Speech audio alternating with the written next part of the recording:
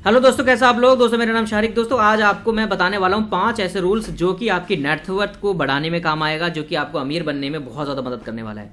जिस चीज़ को बहुत सारे लोग यूज़ करते हैं, वो 5 रूल्स क्या हैं वो मैं आपको बताने वाला हूँ। पहला जो रूल्स है वो है एसेट और नेटवर्थ का।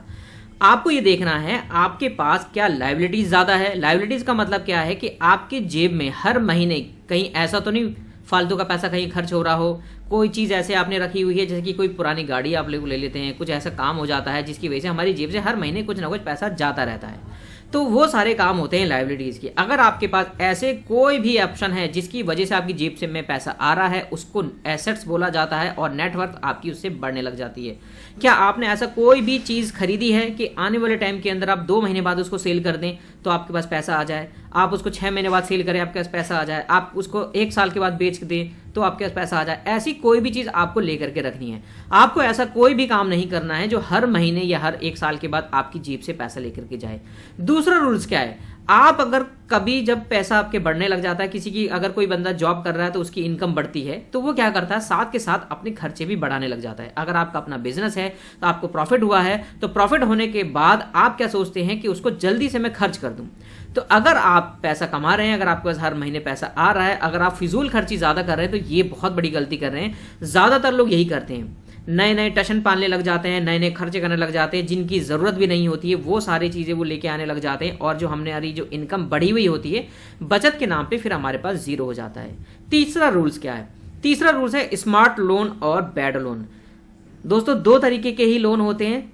पहला जो लोन होता है बैड लोन, जो कि लोग क्या करते हैं, मैंने बहुत सारे ऐसे लोगों को देखा है, कहीं भी पार्टी अगर करना चाह रहे होते हैं, कहीं भी घूमना चाहते हैं तो लोगों से उधार ले लेते हैं। अपने किसी लोन का आजकल ऑफर वगैरह चलता रहता है, वहाँ से लोन ले लिया, उसको फिर चुका रहे होते हैं, वो बैड लोन के अंदर आते हैं। आप ऐसी चीज़, अगर आपको लोन लेना ही है तो ऐसी चीज़ों के लिए लोन लें, जैसे कि आपने कोई ज़मीन ले ली, होम लोन आजकल मिलता है। होम लोन से क्या होता है, अगर आपने होम लिया हुआ है तो आप हमेशा याद रखें कि आपको फ्लैट के लिए नहीं, फ्लोर के लिए नहीं, आपको ज़मीन से जुड़ी हुई यानी जो चीज़ें ऊपर वाले ने बनाई हुई हैं उनका रेट हमेशा बढ़ता है, क्योंकि वो निर्धारित होते हैं। वो जो चीज़ें होती हैं एक लिमिटेड होती है, उसको कोई भी कंपनी प्रोडक्शन नहीं कर सकती, प्रोडक्ट नहीं बना सकती। ज़मीन में यही होता है। अगर कोई भी ऐसी, जैसे कि गोल्ड हो गया, गोल्ड खरीद के आपने रखा, सिल्वर आपने खरीद के रखा, तांबा आपने खरीद के रखा, ऐसी कोई भी चीज़ जिससे आपने खरीद के रखी और आगे आने वाले टाइम के अंदर उसको आप उसको सेल करो तो वो उसका प्राइस बढ़ जाएगा। तो ऐसी चीज़ों के लिए अगर आप चाहें तो लोन अगर आप ले रहे हैं तो आप ले सकते हैं। लेकिन अगर बैड लोन वही है, आपने लिया और यूज़ किया, उसके बाद वो लायबिलिटीज़ बढ़ गई। कितने सारे लोग ऐसे जो 1-1 लाख 2-2 लाख रुपए महीना कमा तो रहे होते हैं, लेकिन उनका ज़्यादातर उनके पास पैसा बचता ही नहीं है, क्योंकि उन्होंने इतने ज़्यादा खर्चे और इतने ज़्यादा बैड लोन लिया हुआ होता है, उनकी EMI उनके लोन में ही चला जाता है। चौथा जो रूल्स है, आपको क्या करना है, अपना पैसा बैंकों में नहीं रखना। ये एक ना गरीब लोगों की एक थिंकिंग क्या है, जो मेंटलिटी है, गरीब लोग कहा जाता है, उनके पास अगर 5 लाख रुपए आया, 10 लाख रुपए आया तो वो बैंक में रखेंगे। उनको कोई मतलब नहीं, उनके पास बस बैंक में दिखना चाहिए। ATM मशीन पे जाएंगे, 5,000 रुपये निकालेंगे, फिर बैंक बैलेंस चेक करेंगे, बार बार अपना बैंक बैलेंस चेक करते रहते हैं, फ़ोन पे से, गूगल पे से, अपने बैंक स्टेटमेंट में, और इतनी बार देखते हैं कि वो उसको देख देख के खुश होते रहते हैं। दोस्तों अगर आपका बैंक में पैसा पड़ा हुआ है तो समझो आपको लॉस हो रहा है। आप उस पैसे को साइड करो, उस पैसे को कहीं लगाओ। इससे अच्छा तो लिक्विडिटी फंड के अंदर आप डाल दो, कुछ तो बढ़ेगा, कुछ तो बढ़ेगा। कुछ म्यूचुअल फंड वगैरह ही खरीदो, कुछ भी आप खरीद सकते हैं, लेकिन ऐसी जगह पे ना रखें। बैंक में अगर आपका पैसा है तो वो सेव नहीं हो रहा, वो शेव हो रहा है, आपका सारा पैसा खत्म हो रहा है। तो आप स्मार्ट नहीं है, आपको स्मार्ट बनना है। आपको 5 लाख रुपए 10 लाख रुपए आपको बैंक में नहीं रखने, इससे अच्छा आप FD करा दो।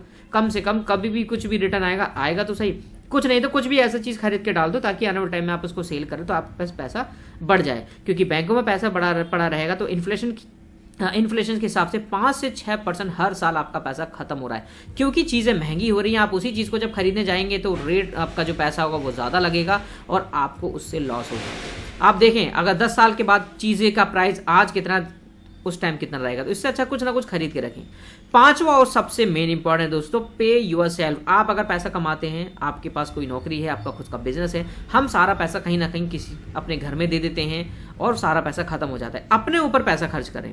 अपने ऊपर खर्च करने का मतलब ये है आप अपनी कमाई का 10%, 15% या 20% अपनी बचत करें। अपना पर्सनल एसआईपी ही खरीद के रख लो, हर महीने कुछ ना कुछ कटता रहेगा। अपना पर्सनल कुछ भी ऐसा खरीद के रखें ताकि वो आने वाले टाइम के अंदर उसको आप सेल करें तो आपका पैसा बढ़े।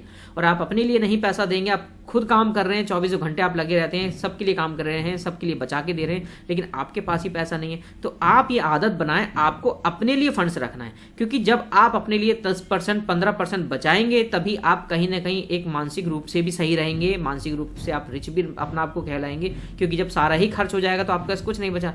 तो आपको दोस्तों अपने लिए 10% देना है ताकि आप अपने लिए पर्सनली आप अपने लिए एसआईपी कर सकें। दोस्तों ये 5 रूल्स मैंने बताए हैं, अगर आपको कैसे लगे कमेंट सेक्शन में जरूर बता सकते हैं। फिर दोबारा से नेक्स्ट टॉपिक में मिलेंगे। Thank you very much.